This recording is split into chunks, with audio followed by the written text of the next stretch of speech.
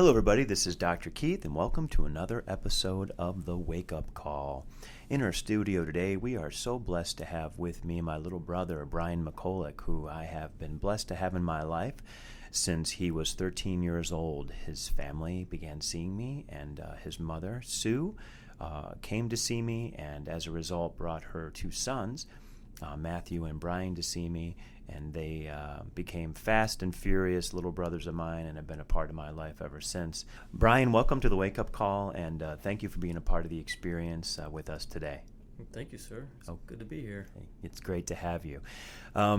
So we want to start talking today and share with our audience, Brian, the amazing story of your path and your purpose, and how the practice and how living the practice, whether you knew it or not, has become a part and is really becoming a part of your future and how your life has gone. So, Brian, just kind of give some general concepts and ideas to our audience of kind of where you were at as a person when you were 13, 14 years old, and what your experience was like, things you were dealing with, and kind of where we started our journey together. Oh, boy. So long ago, I don't even remember. Many lifetimes, right? Yeah, it was. How would you describe that person that you used to be? Struggled a lot. Had a lot of health issues. I couldn't tell you how many doctors I was seeing. Specialty doctors and therapists and all kinds of different things, and nothing was really, helping. I don't know how many different prescription drugs I was on.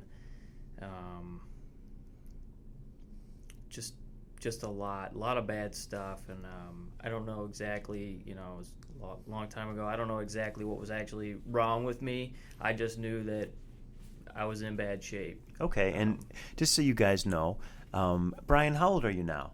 I'm about to be 31. So Brian was 31. So when I'm asking him what was going on at that age, it's a long time ago, and Brian has gone through so much transformation and change in his life that, what we call conscious incarnations in the practice. He's gone through many different lifetimes since then. So because I can pull back his file in my mind, I can give some general details that Brian was dealing with. Brian was diagnosed, and this is the key, this is what you want to remember out there, everybody. Just because you're diagnosed with something doesn't mean you are that something. Don't ever live the label of a diagnosis. Always know that within you, you are created to be a gift, God-informed today. So diagnoses are nothing more than opportunities to learn, grow, and change, and no longer have that diagnosis. So one of the things Brian was diagnosed with was he had some attention deficit issues, and they were telling Brian that he had some learning problems and some processing issues. And that's the general crux of what he was struggling with in school, which made school a difficult environment for him. That sounds about right, doesn't it, Brian? Yeah, there's a lot more to it, but yeah, that's one of the big ones. I had a lot of other health issues too, but yeah, that's a big one. That's kind of one that people can relate to, sure. Without a doubt. And it's important that when we look back at this, when Brian came to see me, as he said, he was 13, 14 years old, and he was on several prescriptions.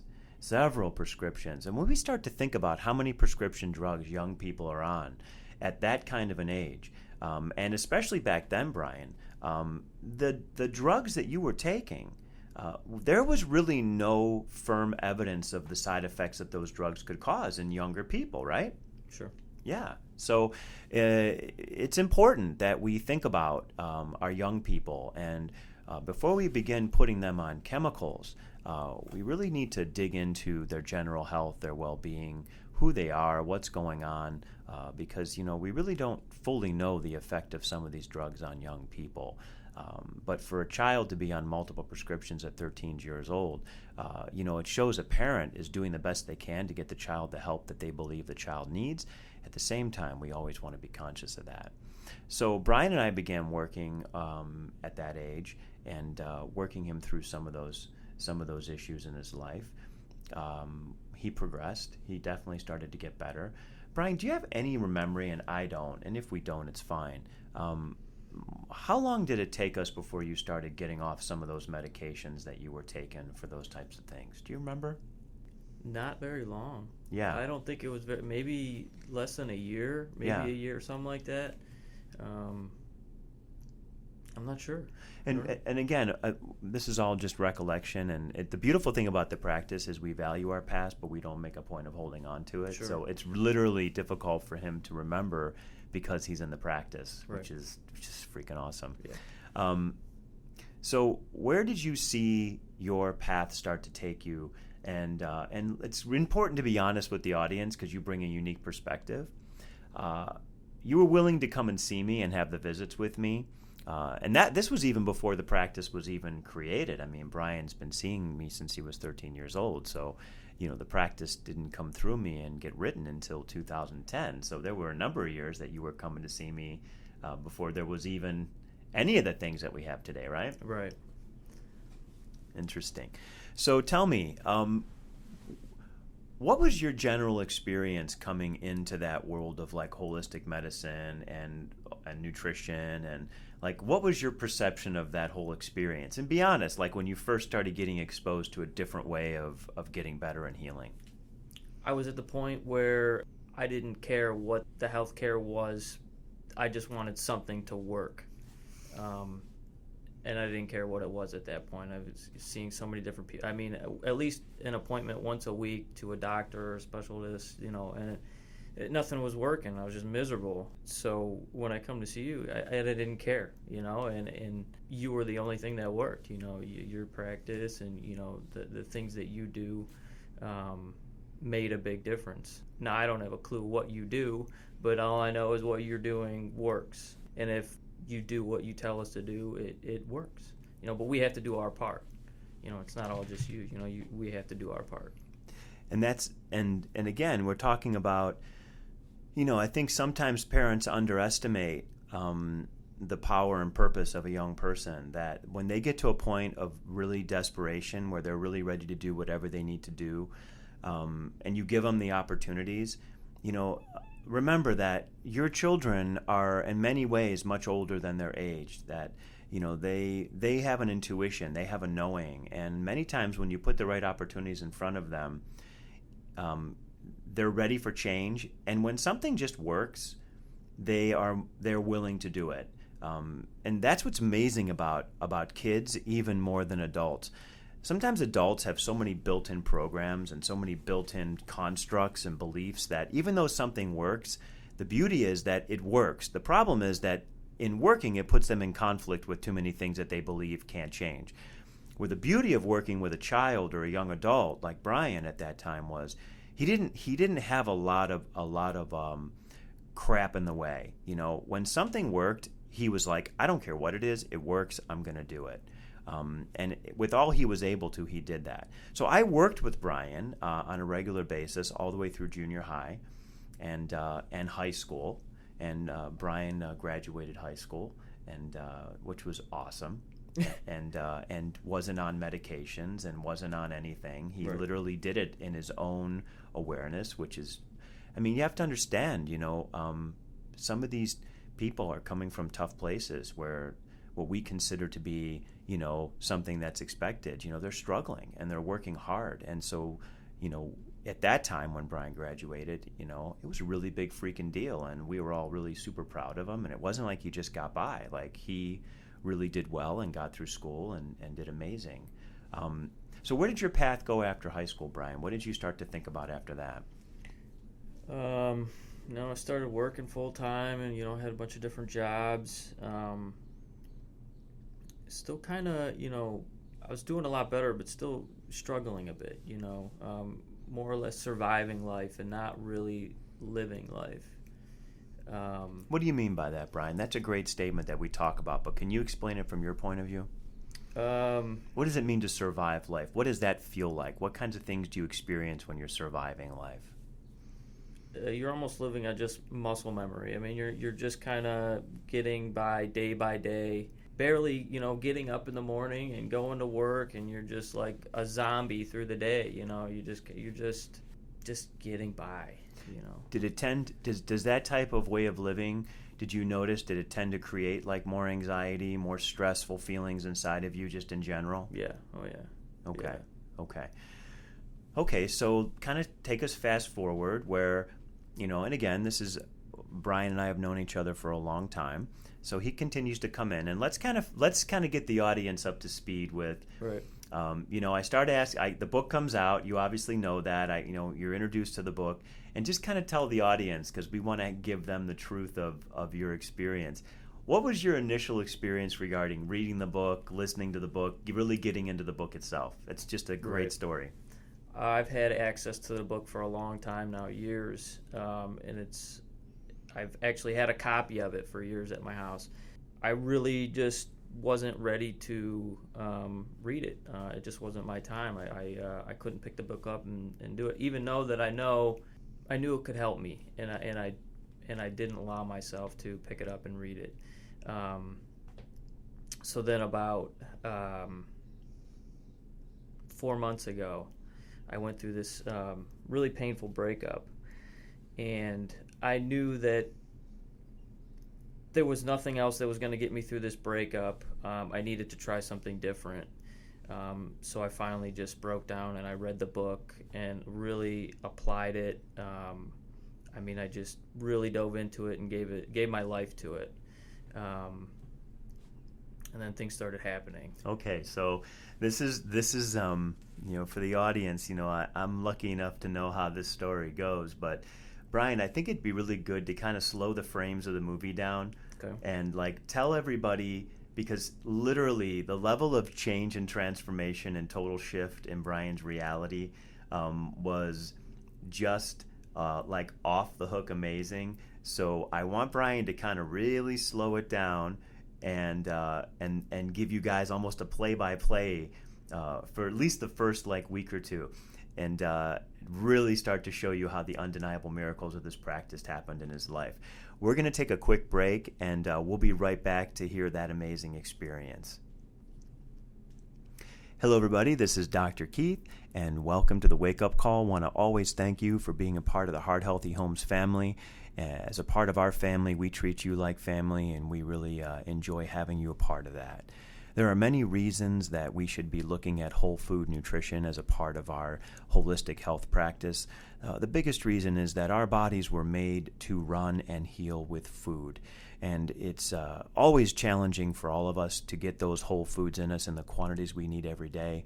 And it's so important that we at least institute a whole food multiple in our diet to cover those bases and give our body what it needs to make what it needs so that we can be what we're meant to be. One of the whole food supplements I've used from Standard Process for many years is Catalin. And Catalin is that whole food supplement that gives you all the multiple vitamin or the multiple mineral, that general array of whole foods that in their form give you what you need to be all that you're meant to be. So if you're not taking a multiple vitamin, please go to the Heart Healthy Home site and get some Catalin. You can add it to anything else from Standard Process you're taking as a good foundation. To your health, to your heart, have a wonderful day. Hello, everybody. This is Dr. Keith, and we are back at the Wake-Up Call with Brian. And Brian is just getting ready to take us through the play-by-play of what happened when he finally picked up the practice and said, you know what, I'm ready. So, Brian, kind of take us through that experience that you went through when you first read the book and what happened literally for the first few days to weeks after, wasn't it? Yeah, things happened pretty quick. So I read the book. It took me a couple of days to read the book. And right after I closed the book, you're just surrounded by so much peace. And it's the first time in my life that I've ever felt that much peace. And overnight, actually, I lost 10 pounds. I didn't change anything. I didn't change anything in my diet, my eating, or anything. And I really couldn't believe, but it happened. So, so I read the book, and I think actually I was driving to come see you for another appointment one day. And on my way, my intuition said to me, sell your house and travel the country. And I'm like, okay. So then I'm coming to see you, and I tell you about it, and you're like, yeah, I think you're right on. I think you need to do that. So that's kind of where it all started, and so I got my house ready. I ended up selling my house in about 4 days. Wow. I did pretty well on it. So there was just literally, Sure. Brian, there was just a flow. Things just, this level of intuitive awakening that you were just surrendering into. These were big moves that you were making. Did you feel a sense of peace around making this level of shift in your life? I mean, like, what was that like for you to be like receiving the intuition and just acting on it? At that point, I was just so open to applying what the practice teaches you to apply that Right on. I just did it. I did everything that my intuition was telling me to do. Wow. It said my intuition was telling me sell my house, sell my cars, sell my side business, sell anything that I really didn't need anymore. And within like a week or two, I had like everything sold. I Wow. mean, just everything was gone. And the more stuff that I would sell, the more peace I had, and the more my intuition was getting stronger. Actually, So it was like a muscle you were exercising. Yeah, it was pretty wild. In other words, the initial experience with the practice was really all about letting go. I mean, you let go of 10 pounds the next night. I also remember you telling me that like you just felt this incredible urge to just start running all of a sudden, and you would just go out and just start running and like releasing as you were running, and let go of all that, and then you let go of the house, the possessions, and then I remember that you came in and you were having a problem with your back, and Brian does like he's like a craftsman with automotive, like he does a lot of body work and does a lot of like really like that's what he does. He does body work, painting. He does a lot of stuff where he's like an artist that puts cars back together and makes them like they're new, which is not easy on the body. And I was telling him that his back was sore because it was like he was just needed to think about his job, and then I want you to tell the audience the story of kind of what came up in that visit, what I told you, and then walk us through the amazing story of what came to pass soon after that. Yeah. So great stuff. We had our visit, and I told you what I was getting on the way to see you, and then I said to you, I don't know when I'm supposed to go. I don't know when I'm supposed to leave my job. That's the next part of it, And you said, there'll be a day where you'll go to walk into work and the door will not open. It just won't open. You'll try to pull on it and it's just not going to open. And I said, okay, I've trusted you for this long. I'll keep trusting you. Right. I said, okay. When was that visit compared to like when you're going to take us in the story, Brian? Do you remember like how long it was roughly before the visit and what you're going to tell us? I think it was about 3 months ago. Wow. Okay. Yeah. So 3 months ago, you guys, this is key because 3 months, literally, well, probably about 3.5 months right now. But 3 months ago, from the day Brian's sitting in this chair with me, we're having that conversation, and I'm just telling him the door's not going to open.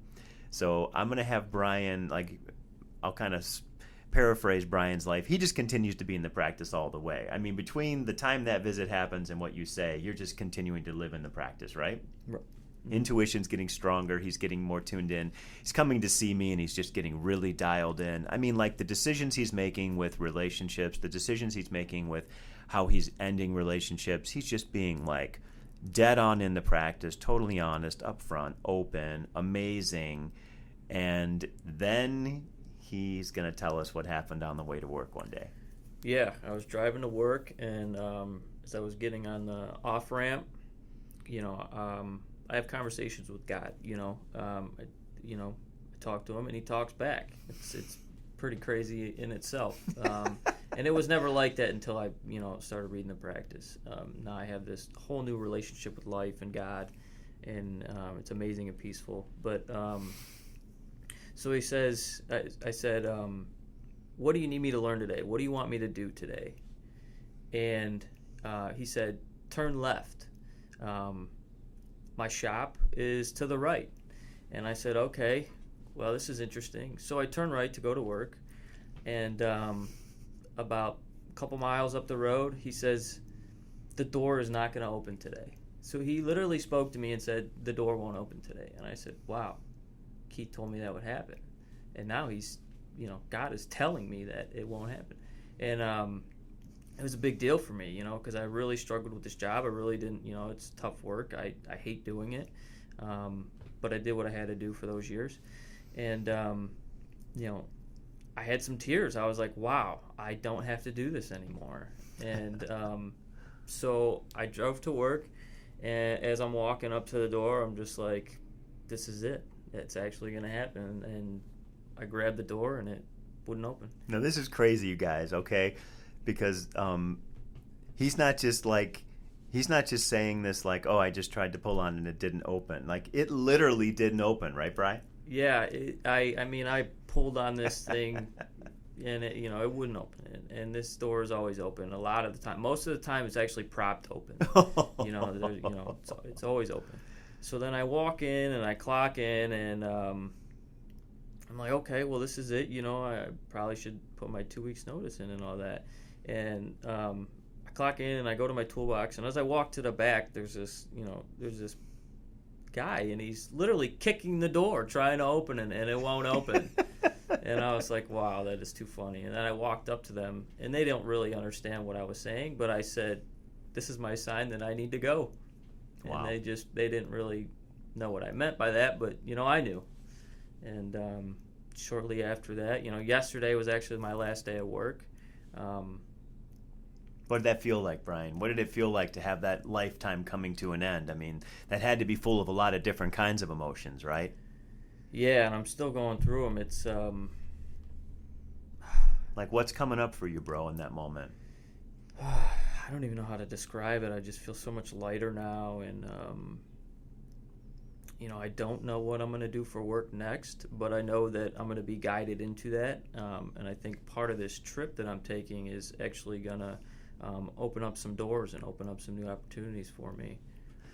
We're going to hear, this is a perfect way to segue. When we come back, Brian's going to tell us what God's calling him to do with the next few months of his life, and what he's open to happening as a part of that. So everyone hang on. We're going to be right back to finish the interview with Brian, and you're going to get to hear where his journey is taking him next, and how, because of how open Brian is to sharing, how we're all going to continue to be a part of this journey with him, and really not only just hear how he's doing, but be inspired and grow in our own way as a part of Brian being open to grow. So everyone hang on. You don't want to miss the end of this. We'll be right back. Hello, everybody. This is Dr. Keith, and thank you again for joining us on the Wakeup Call. If this testimony, this story of change and transformation told to us by Brian, if you feel it move you, guide you, if you feel like it's your time to be a part of the practice, to pick it up, to read it, to know it, if you're at that place that Brian was at where it just seems like nothing else is working, or if you're in a place where you want something to work even better, please go to the website, thepracticeheals.org. It's a free nonprofit website. Sign in, get started, listen to the audiobook, watch the classes, and most importantly, begin practicing it in every moment of your life. Your transformation and change is only a moment away. Enjoy that, and we welcome you as you go through that transformation and change to reach out to us and share your story, be a part of the wake-up call, be awake, and be a part of waking up others. Please enjoy your beautiful day, for you are a gift. You are the God-informed today. Be that for yourself and for all those around you. Well, we're back with Brian, and we're ready to hear about the adventure that he is now getting to. Just as a quick recap, Brian received prophecy that he was going to literally go to the door of his work and it was not going to open when it was his time to leave. Brian just told the story of going to the office, going to the door, it did not open. He realized it was time to give notice, and he was then receiving his next calling and his next vision on where he was going to go after this. So Brian, take it from there. Where are you at now after you're just literally, you finished your job and now you're open to what's next? Yeah, so yesterday was my last day of work, and I leave tomorrow for my trip. So for the rest of the year, I'm going to travel the country. I was guided to, go see the national parks and, really just get back with nature and get really grounded and into, my next portion of my life. and just kind of go really witness the beauty that's out there, because I really have never, traveled like this before. So, I'm open for all the enlightenment that's going to come through, and the trip is, somewhat planned out, but the rest of it's going to be interpreted by my intuition. Wherever it tells me to go, I'm going to go. Whatever it tells me to do, I'm going to do. And kind of just really keep living my life that way, and really listen to my intuition, and just do it.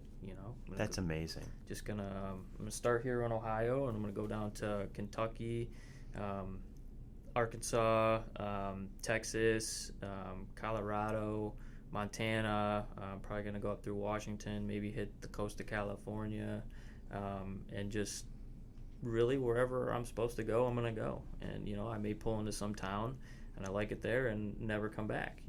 It's totally up in the air right now. Isn't it amazing to give yourself the opportunity to just live in that I don't know, that freedom? And I know we have listeners of all different ages and backgrounds, but it's so important that you give yourself the opportunity to just have an experience that really is about you opening up to your unity within life and being guided by God. And there is, unfortunately, everyone's not as lucky as Brian right now, where he can take the time to do this. And God, I love him for really just embracing that and allowing God to give him all the time he needs. Because when you look at it, it's, Brian's going to, he's going to take 6 months, 4 to 6 months, whatever. What is 4 to 6 months within a God-willing 85-year lifetime? And what an effect those 4 to 6 months are going to have on the trajectory of the rest of your life that would have just ended up being a survival lifetime. We went from being a survivor to a thriver, and now he's getting grounded, and he's getting ready to go through his rebirth, everybody. And that's what the practice takes you through. A lot of the first part of the practice, as Brian knows, and all of us who live the practice know, is you go through a death. You go through a death of what isn't going with you. And what Brian found was his house wasn't going with him. Some relationships weren't going with him. A lot of parts of Brian weren't going with him, his job. But now he's going into this rebirth, and he's literally giving himself the opportunity to experience all the places that he is guided to go. And like he said, he's like a beautiful little egg that's looking to see where he's meant to be planted. And he might pull into some little town, and it might just be that beautiful, energetic uterus where he just says, you know what? I'm just going to sit here and grow here for a while. And this is where I'm meant to get bigger and better and more aware. And, does that mean that'll be the last place he'll live? Who knows? But I love that he's so open to the possibility of that. You said you had some waypoints set up, and you're just kind of letting those be guided by your intuition, and where God kind of told you needed to kind of set some tacks up on the roadmap a little bit? Yeah, so I have a friend in Texas that I was really guided to go see. I feel like somehow he's connected to my career, or maybe a business partnership. I'm really not sure. I have no idea, but I know I need to go there, and I'm going to go there. So I rented a place there for a month, and I'm going to hang out with him and see what's going on with that. I rented a cabin in Colorado near the Rocky Mountains, which I'm really excited about. I also rented another cabin in Montana, right next to Yellowstone. Just beautiful places, and just really looking forward to going to see it, and really looking forward to where this is taking me, spiritually, and just in my career and everything. I have no idea where it's going to go, but I'm completely open to whatever it brings, whatever it takes, whatever allows me to have, whatever just whatever it is. I don't know, and I'm just really living in that place of I don't know, and that's completely fine with me, and it's more peace than I've ever had in my life. I just thank you, God. Just thank you for all of this.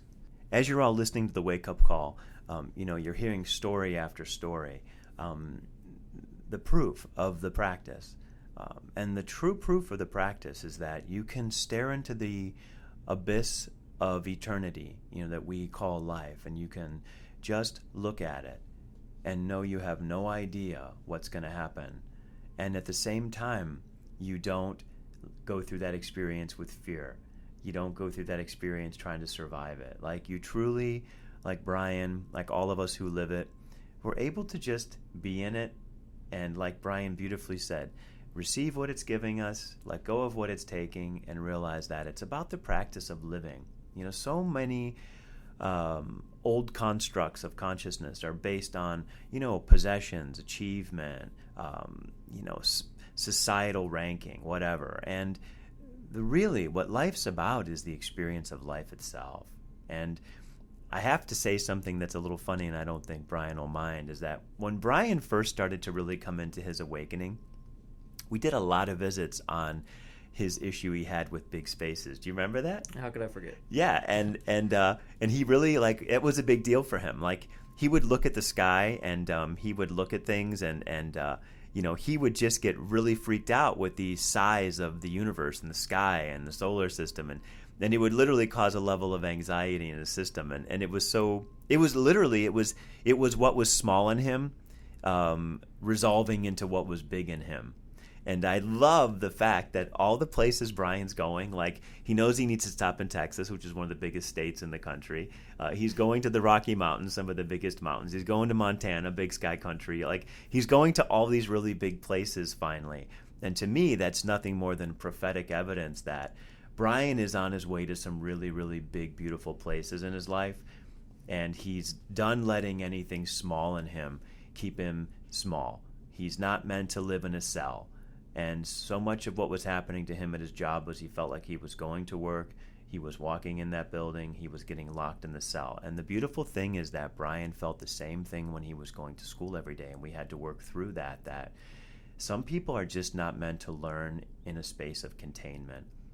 Some people are supposed to learn outside of four walls in bigger spaces, and then in that bigger space they can be in smaller spaces and be big, instead of being an amazing big light like Brian, who for so long felt like he had to keep himself in a small place. So, Brian, we just want to thank you so much at the Wake Up Call for coming. And the good news about Brian is that we're not saying goodbye to Brian. We don't say goodbye to anybody because we're all eternal.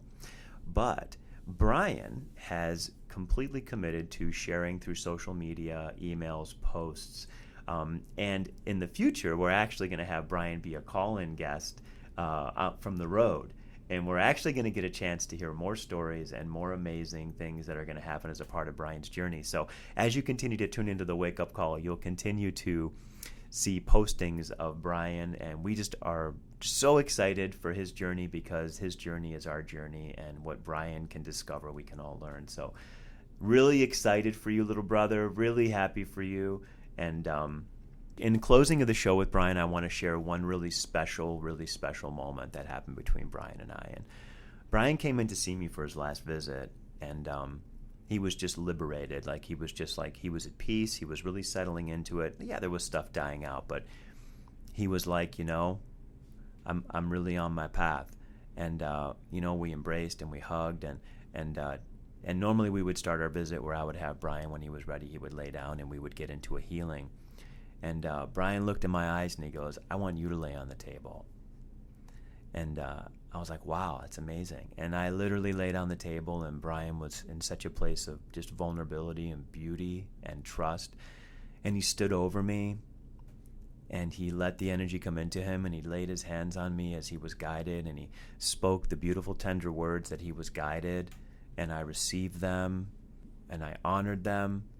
And it was such an incredible moment as a teacher to have my student stand over me and literally be that which I am, and to be what he is, and to feel that incredible unity and absence of difference was just a moment I will never forget, brother. It's a moment I'll never forget, and just love you so much. I love you too, man. Thank you for everything. Yeah, and we just can't wait to hear more from you. So we're going to have you back. We look forward to it. You have an amazing trip. You have the love and support of all the order of life through you, with you, all around you. And we just can't wait to hear about the miracles, okay? Okay, man. Thank you. Take care, Brian. Bye. Thank you, everyone, for being a part of the Wake Up Call. Wow. If you weren't awake before that show, you got to be awake now, because we are literally not only in our own space, but we are being inspired by people becoming the total gift that God informed today, not just in their mouth, but in their language, their body, their life. They're just living it, and they're demonstrating the undeniable presence and order of God in form now. It's not somewhere we're going, everybody. Heaven on earth is here right now, right here. Be a part of the Wake Up Call and move in. Everyone have a great day. Can't wait to talk to you next time.